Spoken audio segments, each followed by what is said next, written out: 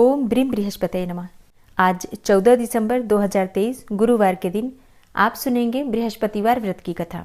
और अगर आप अगहन गुरुवार का व्रत धारण करते हैं तो महालक्ष्मी व्रत की पूजा विधि और व्रत कथा की वीडियो चैनल पर अपलोड हो चुकी है, ज़रूर देख लीजिए। उम्मीद करती हूँ कि प्रतिदिन अपलोड होने वाली मार्गशीर्ष मास की कथा भी आप लोग ज़रूर सुनते होंगे। और अगर आपने अभी तक नहीं सुनी है ये कथा तो अब इस कथा को सुनने के बाद ज़रूर सुन लीजिए। और अब गुरुदेव बृहस्पति का ध्यान करके बृहस्पतिवार व्रत की कथा का श्रवण करते हैं। प्राचीन समय की बात है, भारत में एक राजा राज्य करता था। वह राजा बड़ा प्रतापी और दानी था। वह नित्य प्रति मंदिर में भगवत दर्शन करने जाता था और ब्राह्मण और गुरुओं की सेवा किया करता था। उसके द्वार से कोई भी याचक निराश होकर नहीं लौटता था। वह प्रत्येक गुरुवार को व्रत रखता एवं पूजन करता था। हर दिन गरीबों की सहायता करता था, परंतु ये सब बातें उसकी रानी को बिल्कुल भी अच्छी नहीं लगती थी। वह न तो व्रत करती थी और न ही किसी को एक भी पैसा दान में देती थी। वह राजा से भी ऐसा करने को मना किया करती थी। एक समय की बात है कि राजा शिकार खेलने वन को चले गए। उस समय घर पर सिर्फ रानी और दासी थी।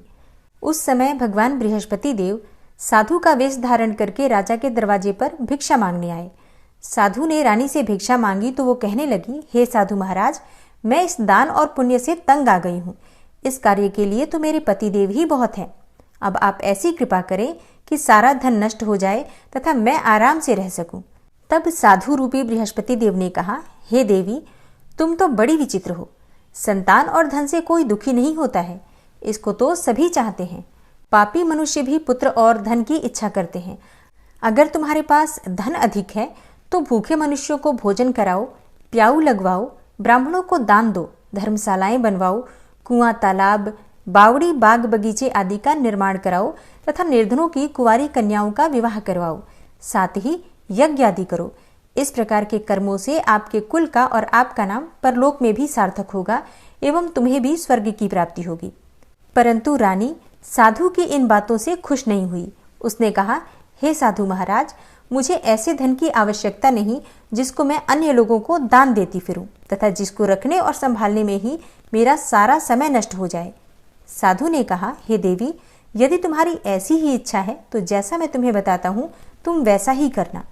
बृहस्पतिवार के दिन घर आंगन को गोबर से लीपना, अपने केशों को पीली मिट्टी से धोना, केशों को धोते समय स्नान करना, राजा से कहना वह हजामत करवाए, भोजन में मांस मदिरा खाना और कपड़े धोबी के यहाँ धुलने देना। इस प्रकार से 7 बृहस्पतिवार करने से तुम्हारा सारा धन नष्ट हो जाएगा। यह कहकर साधु महाराज रूपी बृहस्पति देव अंतर्ध्यान हो गए। रानी ने साधु के कहने के अनुसार 7 बृहस्पतिवार तक उसी प्रकार से करने का विचार किया और साधु के बताए अनुसार कार्य करते हुए केवल 3 बृहस्पतिवार ही बीते थे कि उसकी समस्त धन संपत्ति नष्ट हो गई। भोजन के लिए दोनों समय परिवार तरसने लगा तथा सांसारिक भोगों से दुखी रहने लगा। तब राजा रानी से कहने लगा कि हे रानी, तुम यहाँ पर रहो, मैं दूसरे देश को जाता हूँ, क्योंकि यहाँ पर मुझे सभी मनुष्य जानते हैं, इसलिए मैं यहाँ पर कोई काम नहीं कर सकता। मैं अब परदेश जा रहा हूँ, वहाँ कोई काम धंधा करूँगा, शायद हमारे भाग्य बदल जाएं। ऐसा कहकर राजा परदेश चला गया। राजा वहाँ जंगल से लकड़ी काट कर लाता और शहर में बेचता। इस प्रकार अपना जीवन व्यतीत करने लगा। इधर राजा के बिना रानी और दासियां दुखी रहने लगी। किसी दिन भोजन मिलता और किसी दिन जल पीकर ही रह जाती। एक समय रानी और दासियों को 7 दिन बिना भोजन के व्यतीत करने पड़े। तो रानी ने अपनी दासी से कहा, हे दासी, यहाँ पास ही के नगर में मेरी एक बहन रहती है। वह बड़ी धनवान है। तू उसके पास जा और वहां से 5 सेर बेझर मांग कर ले आ, जिससे कुछ समय के लिए गुजारा हो जाएगा। दासी रानी की बहन के पास गई, लेकिन रानी की बहन उस समय पूजा कर रही थी और उस दिन बृहस्पतिवार का दिन था। दासी ने रानी की बहन से कहा, हे रानी, मुझे आपकी बहन ने भेजा है, मुझे 5 सेर बेझर दे दो। दासी ने ये बात अनेकों बार कही, परंतु रानी की बहन ने कोई भी उत्तर नहीं दिया, क्योंकि वो उस समय बृहस्पतिवार की कथा सुन रही थी। जब दासी को रानी की बहन से कोई उत्तर नहीं मिला तो वो बहुत दुखी हुई। उसे क्रोध भी बहुत आया। वह लौटकर रानी से बोली, हे रानी, आपकी बहन तो बहुत ही घमंडी है। वह छोटे लोगों से बात भी नहीं करती। मैंने उससे कहा तो उसने कोई उत्तर नहीं दिया, तो मैं वापस चली आई। रानी बोली, हे दासी, इसमें उसका कोई दोष नहीं है। जब बुरे दिन आते हैं तब कोई भी सहारा नहीं देता। अच्छे बुरे का पता विपत्ति में ही लगता है। जो ईश्वर की इच्छा होगी वही होगा। यह सब हमारे भाग्य का दोष है। उधर रानी की बहन ने सोचा कि मेरी बहन की दासी आई थी, परंतु मैं उससे बोली नहीं, तो इसलिए वह बहुत दुखी होगी। अतः कथा सुनकर और विष्णु भगवान का पूजन समाप्त करके वह अपनी बहन के घर आई और कहने लगी, हे बहन, मैं बृहस्पतिवार का व्रत कर रही थी।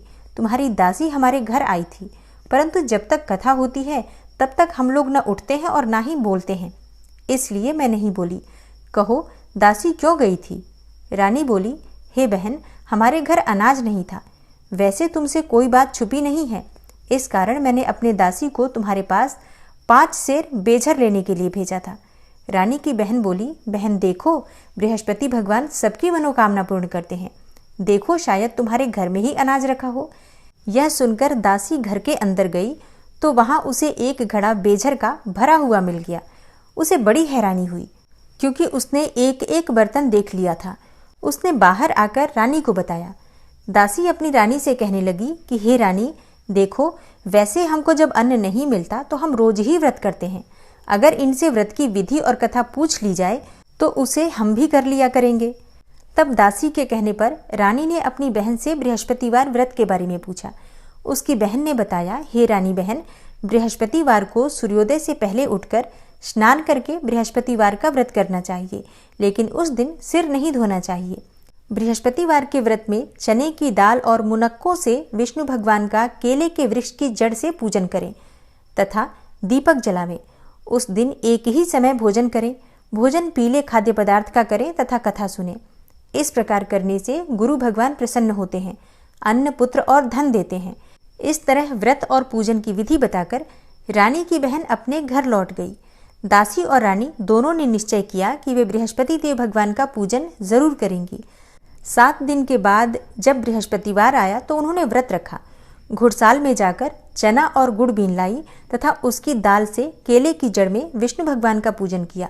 अब भोजन कहाँ से आए, इस बात को लेकर दोनों बहुत दुखी थी, परंतु उन्होंने व्रत किया था, इस कारण बृहस्पति देव भगवान प्रसन्न थे। वे एक साधारण व्यक्ति के रूप में 2 थालों में सुंदर पीला भोजन लेकर आए और दासी को देकर बोले, हे दासी, यह भोजन तुम्हारे और रानी के लिए है, तुम दोनों करना। दासी भोजन पाकर बड़ी प्रसन्न हुई और रानी से बोली, रानी जी, भोजन कर लो। रानी को भोजन आने के बारे में कुछ भी पता नहीं था, इसलिए वह दासी से बोली, जा तू ही भोजन कर, क्योंकि तू हमारी व्यर्थ में हंसी उड़ाती है। दासी बोली, एक व्यक्ति अभी अभी भोजन देकर गया है। रानी कहने लगी, वह भोजन तेरे लिए ही दे गया है, तू ही भोजन कर। दासी ने कहा, वह व्यक्ति हम दोनों के लिए 2 थालों में भोजन दे गया है, इसलिए मैं और आप दोनों ही साथ साथ भोजन करेंगी। फिर दोनों ने गुरु भगवान को नमस्कार करके भोजन प्रारंभ किया। उसके बाद से वे प्रत्येक बृहस्पतिवार को गुरु भगवान का व्रत और पूजन करने लगी। बृहस्पति भगवान की कृपा से उनके पास धन हो गया, परंतु रानी फिर पहले की तरह से आलस्य करने लगी। तब दासी बोली, देखो रानी, तुम पहले भी इसी प्रकार आलस्य करती थी। तुम्हें धन के रखने में कष्ट होता था, इस कारण सभी धन नष्ट हो गया।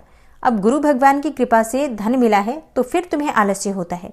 बड़ी मुसीबतों के बाद हमने यह धन पाया है, इसलिए हमें दान पुण्य करना चाहिए। दासी ने रानी से कहा कि हे रानी, तुम भूखे मनुष्यों को भोजन करवाओ, प्याऊ लगवाओ, ब्राह्मणों को दान दो, कुआं, तालाब, बावड़ी आदि का निर्माण करवाओ, मंदिर पाठशालाएं बनवाकर दान दो, कुमारी कन्याओं का विवाह करवाओ, धन को शुभ कार्यों में खर्च करो, जिससे तुम्हारे कुल का यश बढ़े और स्वर्ग प्राप्त हो और पितृ प्रसन्न हो। दासी की बात मानकर रानी ने इसी प्रकार के कर्म करने प्रारंभ किए, जिससे उनका यश काफी फैलने लगा। एक दिन रानी और दासी आपस में विचार करने लगी कि न जाने राजा किस दशा में होंगे, उनकी कोई खोज खबर नहीं है। गुरु भगवान से उन्होंने प्रार्थना की और भगवान ने रात्रि में राजा को स्वप्न में कहा, हे राजा, उठ, तेरी रानी तुझको याद करती है, अब अपने देश को लौट जा। राजा प्रातःकाल उठकर जंगल से लकड़ियां काटकर लाने के लिए जंगल की ओर चल पड़ा। जंगल से गुजरते हुए वह सोचने लगा कि रानी की गलती की वजह से कितने दुख भोगने पड़े। राजपाट छोड़कर उसे जंगल में आकर रहना पड़ा। जंगल से लकड़ियां काटकर उन्हें बेचकर गुजारा करना पड़ा। उसी समय उस जंगल में बृहस्पति देव एक साधु का रूप धारण करके आए और राजा के पास आकर बोले, हे लकड़हारे, तुम इस सुनसान जंगल में किस चिंता में बैठे हो, मुझे बतलाओ। यह सुनकर राजा के नेत्रों में जल भर आया और वह साधु की वंदना करके बोला, हे प्रभु, आप तो सब कुछ जानने वाले हैं। इतना कहकर राजा ने साधु को अपनी संपूर्ण कहानी सुना दी। महात्मा तो स्वभाव से ही दयालु होते हैं। वे राजा से बोले, हे राजा, तुम्हारी पत्नी ने बृहस्पति देव के प्रति जो अपराध किया था, जिसके कारण तुम्हारी यह दशा हुई, अब तुम किसी प्रकार की चिंता मत करो। भगवान तुम्हें पहले से बहुत अधिक धन देंगे। देखो, तुम्हारी पत्नी ने बृहस्पतिवार का व्रत करना प्रारंभ कर दिया है और अब तुम भी बृहस्पतिवार का व्रत करके चने की दाल व गुड़ और जल को लोटे में डालकर केले के पत्ते से भगवान विष्णु का पूजन करो। फिर कथा कहो या सुनो, भगवान तुम्हारी सब मनोकामनाओं को पूर्ण करेंगे। साधु को प्रसन्न देखकर राजा बोला, हे प्रभु, मुझे लकड़ी बेचकर इतना पैसा भी नहीं बचता जिससे भोजन के उपरांत कुछ बचा सकूं। मैंने रात्रि में अपनी रानी को व्याकुल देखा है। मेरे पास कोई साधन नहीं जिससे उनका समाचार जान सकूं। फिर मैं बृहस्पतिवार की कौन सी कहानी कहूं या सुनूं? मुझको तो कुछ भी मालूम नहीं है। साधु ने कहा, हे राजा, तुम किसी बात की चिंता मत करो। बृहस्पतिवार के दिन तुम रोजाना की तरह लकड़ियां लेकर शहर में जाओ। तुम्हें रोज से दुगना धन प्राप्त होगा, जिससे तुम भली भांति भोजन कर लोगे तथा बृहस्पति देव की पूजा का सामान भी आ जाएगा। और बृहस्पति देव की कथा इस प्रकार है। प्राचीन काल में एक बहुत ही निर्धन ब्राह्मण रहता था। उसके कोई संतान नहीं थी। वह नित्य पूजा पाठ करता था, परंतु उसकी स्त्री बहुत ही मलिनता के साथ रहती थी। वह न तो स्नान करती थी और न ही किसी देवता का पूजन करती थी। प्रातःकाल उठते ही सर्वप्रथम भोजन करती थी, बाद में कोई अन्य कार्य करती थी। ब्राह्मण देवता बहुत दुखी रहते थे। वे पत्नी को बहुत समझाते, किंतु उसका कोई परिणाम नहीं निकलता था। भगवान की अनुकंपा से एक समय उस ब्राह्मण की पत्नी गर्भवती हुई और 10वें महीने एक सुंदर कन्या को जन्म दिया। निर्धन ब्राह्मण कन्या के जन्म से बहुत दुखी हुआ। धीरे धीरे ब्राह्मण की कन्या बड़ी होने लगी। बचपन से ही उस कन्या की रुचि भगवान विष्णु की पूजा में थी। वह प्रातः उठते ही स्नानादि करके भगवान विष्णु की पूजा करने मंदिर में जाती थी। बृहस्पतिवार को व्रत करके विधिवत पूजा पाठ करती थी और पूजा पाठ करने के बाद पढ़ने के लिए पाठशाला में जाती थी। घर से चलते हुए वह मुट्ठी भर जौ साथ लेकर जाती और पाठशाला के रास्ते में थोड़े थोड़े जौ गिराती जाती थी। जब वह पाठशाला से घर लौटती तो जौ के वो दाने सोने में बदले हुए मिलते थे। लड़की सभी दाने सोने के बीन लाती थी। एक दिन जब वह सोने के दानों को साफ कर रही थी तो उसकी माँ ने कहा, बेटी, सोने के दाने साफ करने के लिए सोने का सूप भी होना चाहिए। अगले दिन बृहस्पतिवार था। उसने भगवान बृहस्पति देव की पूजा करते हुए प्रार्थना की कि हे भगवान, यदि आपका व्रत मैंने विधिवत किया है तो मुझे सोने का सूप दे दो। भगवान बृहस्पति देव ने उसकी मनोकामना पूरी करने का वचन दिया। पाठशाला से लौटते समय उसे रास्ते में सोने का सूप पड़ा हुआ मिला।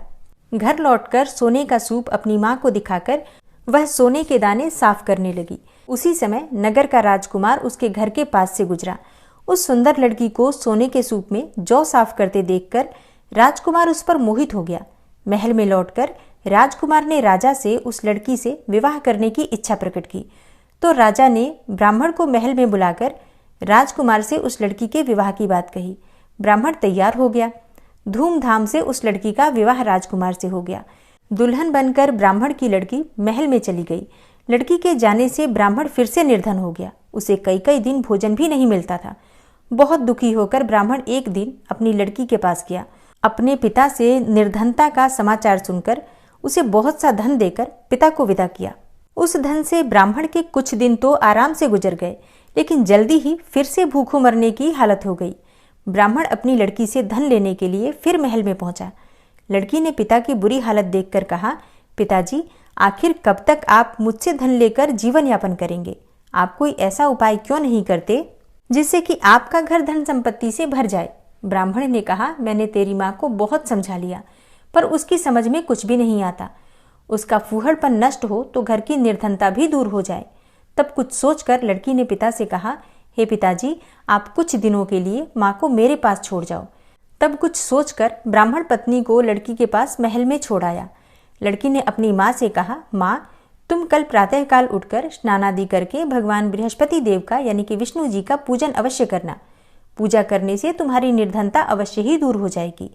लेकिन उसकी माँ ने उसकी कोई बात नहीं मानी। तब क्रोधित होकर लड़की ने अपनी माँ को एक कक्ष में बंद कर दिया। सूर्योदय के समय माँ को उठाकर जबरदस्ती उसे स्नान कराया, फिर मंदिर में ले जाकर भगवान बृहस्पति देव की पूजा कराई। कुछ दिनों तक ऐसा करने से माँ की बुद्धि में परिवर्तन हुआ और वह स्वयं ही बृहस्पतिवार का व्रत रखने लगी। उसके व्रत रखने से ब्राह्मण के घर में भगवान विष्णु की अनुकंपा से धन की वर्षा होने लगी। दोनों पति पत्नी धन संपत्ति पाकर आनंद पूर्वक जीवन यापन करते हुए विष्णु धाम को चले गए। लकड़हारा बने राजा ने उन साधु से भगवान बृहस्पति देव की यह कथा सुनकर बृहस्पतिवार का व्रत करके भगवान विष्णु की पूजा की। उस दिन से उसके सभी क्लेश दूर हो गए। लेकिन अगले बृहस्पतिवार को कामकाज में अधिक व्यस्त रहने के कारण उसने भगवान बृहस्पति देव का व्रत नहीं किया। भगवान बृहस्पति देव लकड़हारे से क्रोधित हो गए और उसे भूल की सजा दी। उस दिन नगर के राजा ने नगर में घोषणा करके सबको सूचित किया कि प्रत्येक नागरिक मेरे महल में भोजन करने आए, जो नहीं आएगा उसे अपराधी मानकर भारी दंड दिया जाएगा। लकड़हारा बने राजा ने उस नगर के राजा की घोषणा तो सुनी, लेकिन जंगल से लकड़ी काटकर लाने और उन्हें बेचने में देर हो जाने के कारण वह समय पर महल में भोजन करने नहीं जा सका। अतः राजा के सैनिक उसे पकड़कर महल में ले गए। राजा ने उसे महल के एक कक्ष में बिठाकर भोजन कराया। उस कक्ष में एक खूंटी पर रानी का सोने का हार लटका हुआ था। लकड़हारा अकेला उस कक्ष में भोजन कर रहा था। तभी उसने एक आश्चर्यजनक घटना घटती देखी। देखते ही देखते वह खूंटी हार को निगल गई। थोड़ी देर के बाद राजा ने हार को गायब देखा तो लकड़हारे को कारावास में डलवा दिया। लकड़हारा मन ही मन अपने भाग्य को कोसने लगा। तभी उसे जंगल में मिले साधु का स्मरण हो आया। थोड़ी देर बाद में भगवान बृहस्पति देव सन्यासी के रूप में उसके सामने प्रकट हुए और कहा, हे लकड़हारे, तूने बृहस्पतिवार के दिन भगवान बृहस्पति देव की पूजा नहीं की, इसी कारण तुम्हें कष्ट हुआ है। लेकिन अब तुम चिंता मत करो। बृहस्पतिवार के दिन कारागार के दरवाजे पर तुम्हें कुछ पैसे पड़े हुए मिलेंगे। उन पैसों से भगवान बृहस्पति देव का व्रत करके उनकी पूजा करोगे तो तुम्हारे सारे दुख नष्ट हो जाएंगे। बृहस्पतिवार के दिन दरवाजे पर पड़े मिले पैसों से चने और गुड़ मंगाकर लकड़हारे ने बृहस्पतिवार की कथा कही तो भगवान बृहस्पति देव ने प्रसन्न होकर उस नगर के राजा को स्वप्न में लकड़हारे को कारागार से मुक्त करने का आदेश दिया। सुबह राजा ने अपने कक्ष में आकर देखा तो खूंटी पर रानी का हार टंगा हुआ था। राजा ने लकड़हारे को मुक्त कर दिया और उसे धन और आभूषण देकर विदा किया। लकड़हारा बना राजा उस नगर से चलकर अपने नगर में पहुंचा तो उस नगर में कुएं, धर्मशाला, बाग बगीचे देखकर बहुत प्रसन्न हुआ। राजा ने किसी से पूछा, ये कुएं, धर्मशालाएं किसने बनवाई हैं? सबने उसे बताया कि ये सब रानी और उसकी दासी ने बनवाए हैं। राजा महल में पहुंचा तो रानी ने उसका भव्य स्वागत किया। तब राजा ने निश्चय किया कि सप्ताह में एक बार तो सभी बृहस्पति देव का व्रत तथा पूजन करते हैं, परंतु मैं प्रतिदिन व्रत किया करूंगा तथा दिन में 3 बार कथा कहा करूंगा। अब राजा हर समय दुशाले में चने की दाल बांधे रहता था तथा दिन में 3 बार बृहस्पति देव की कथा कहता। कुछ दिनों के बाद राजा को अपनी बहन की याद आई। एक दिन घोड़े पर सवार होकर राजा अपनी बहन से मिलने चल दिया। अभी राजा नगर के बाहर पहुंचा ही था कि उसने कुछ लोगों को एक शव को ले जाते हुए देखा। राजा को स्मरण हो आया कि आज उसने किसी को बृहस्पतिवार की कथा नहीं सुनाई। राजा ने उन लोगों को रोक कर कहा, हे भाइयों, आप सबको ले जाने से पहले मुझसे बृहस्पतिवार की कथा सुन लें। लोगों ने राजा पर क्रोधित होते हुए कहा, तुम पागल तो नहीं हो? लेकिन कुछ बड़े बूढ़े लोगों ने कहा, अच्छा भाई, साथ में चलते चलते तुम अपनी कथा भी सुना लो। राजा ने चलते हुए आधी कथा ही सुनाई थी कि शव हिलने लगा। राजा की पूरी कथा सुनाते ही शव उठकर बैठ गया। लोगों ने हैरानी से दांतों तले उंगली दबाई और अगले बृहस्पतिवार से भगवान बृहस्पति देव का व्रत करने तथा कथा सुनने का निश्चय कर लिया। घोड़े पर सवार होकर राजा चलते हुए एक किसान के पास पहुंचा। किसान अपने खेत में हल चला रहा था। राजा ने कहा, अरे भाई, मुझसे बृहस्पतिवार की कथा सुन लो। किसान झुंझला कर बोला, जब तक मैं तेरी कथा सुनूंगा तब तक तो मैं 4 हरैया जोत लूंगा। जा अपनी कथा किसी और को सुनाना। राजा निराश होकर चलने लगा। तभी किसान के बैल लड़खड़ा कर जमीन पर जा गिरे और किसान के पेट में भी बड़े जोरों का दर्द होने लगा। उस किसान की पत्नी जब खाना लेकर आई तो उसने किसान से इस बारे में पूछा और किसान ने घुड़सवार की पूरी कहानी कह सुनाई। किसान की पत्नी दौड़ती हुई राजा के पास पहुंचकर हाथ जोड़कर बोली, भैया, मैं तुम्हारी कथा सुनने को तैयार हूं, लेकिन तुम अपनी कथा मेरे खेत पर चलकर ही कहो। राजा ने उसके साथ खेत पर पहुंचकर बृहस्पतिवार व्रत की कथा सुनाई। तभी बैल उठकर खड़े हो गए। किसान के पेट का दर्द भी तुरंत ठीक हो गया। राजा अपनी बहन के घर पहुंचा तो उसकी बहुत आवभगत हुई। अगले दिन सुबह उठकर राजा ने देखा कि घर के सभी लोग भोजन कर रहे हैं। किसी भूखे को बृहस्पतिवार की कथा सुनाए बिना राजा भोजन नहीं करता था। उसने अपनी बहन से कहा, हे बहन, क्या घर में कोई ऐसा व्यक्ति है जिसने भोजन नहीं किया हो? उसकी बहन बोली, भैया, हमारे घर में तो क्या, आपको पूरे नगर में कोई ऐसा व्यक्ति नहीं मिलेगा जिसने सुबह सुबह भोजन नहीं किया हो। तब राजा ने अपनी बहन के घर से निकलकर उस नगर में बिना भोजन किए व्यक्ति की तलाश की। एक गडरिये के घर में उसका बेटा बीमार होने के कारण भूखा रह गया था। राजा ने उसको जाकर बृहस्पतिवार व्रत की कथा सुनाई। कथा सुनते सुनते ही गडरिये का बीमार बेटा बिल्कुल ठीक हो गया। सबने राजा की बहुत प्रशंसा की। एक दिन राजा ने अपनी बहन से कहा, बहन, अब हम अपने घर जाना चाहते हैं, तुम भी हमारे साथ चलो, कुछ दिन वहां रहकर लौट आना। राजा की बहन ने अपनी सास से पूछा तो सास ने ताने देते हुए कहा, बहू, मायके जाना हो तो अकेली ही जाना, मेरे पोतों को मत ले जाना। तुम्हारे भाई के कोई संतान नहीं है, कहीं तुम्हारी भाभी मेरे पोतों पर कोई जादू टोना न कर दे। बहन ने अपने भाई से कहा, हे भैया, मैं तो चलूंगी पर कोई बालक नहीं जाएगा। राजा बोला, जब कोई बालक ही नहीं चलेगा तब तुम ही जाकर क्या करोगी? बड़े दुखी मन से राजा अपने नगर को लौट आया। रानी ने राजा से कहा, आप तो अपनी बहन को साथ लाने की बात कहकर गए थे, फिर बहन को साथ क्यों नहीं लाए? तब राजा ने दुखी होते हुए कहा, हे रानी, हम निसंतान हैं, इसलिए कोई हमारे घर आना पसंद नहीं करता। रानी ने राजा को समझाया, हे प्राणनाथ, हमें बृहस्पति देव ने सब कुछ दिया है, अब भगवान बृहस्पति देव हमें संतान भी अवश्य देंगे। बृहस्पतिवार को विधिवत व्रत करते हुए राजा रानी ने भगवान बृहस्पति देव से संतान के लिए प्रार्थना की।